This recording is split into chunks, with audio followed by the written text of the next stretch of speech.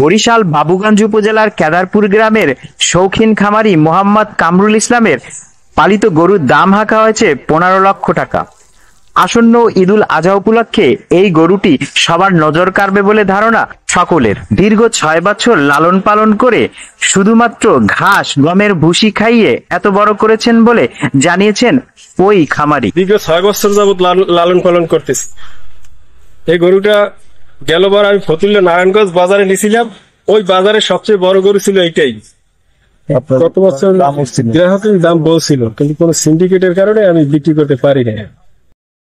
10 লাখ টাকা বলার পরে আমি চিন্তা করছি বাজারে যেহেতু বড় গরু, তা সিনিয়র পার্সনরা আইয়া দরদাম হয়তো বাড়াইতেও পারে। পরবর্তীতে আর সিন্ডিকেটের কারণে আর আসে না।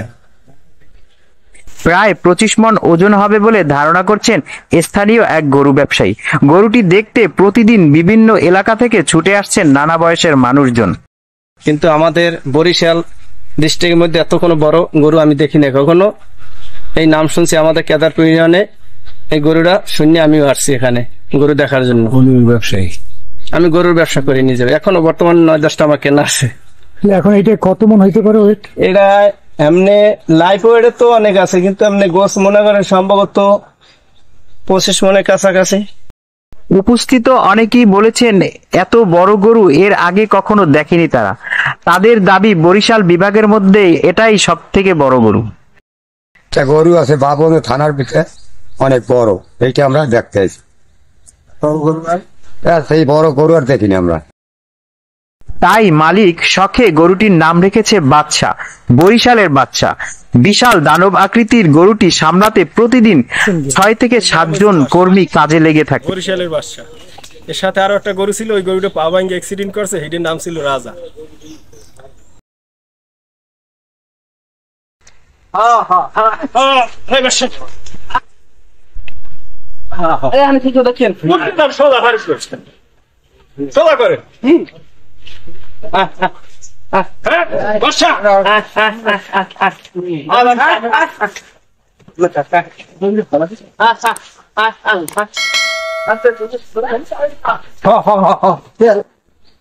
দর্শক, আপনিও চাইলে এক নজর দেখে আসতে পারেন বাবুগঞ্জ উপজেলার কেদারপুর ইউনিয়নাধীন সেই বরিশালের বাদশাকে। বাবুগঞ্জ থেকে ফিরে হাসান মাহমুদ,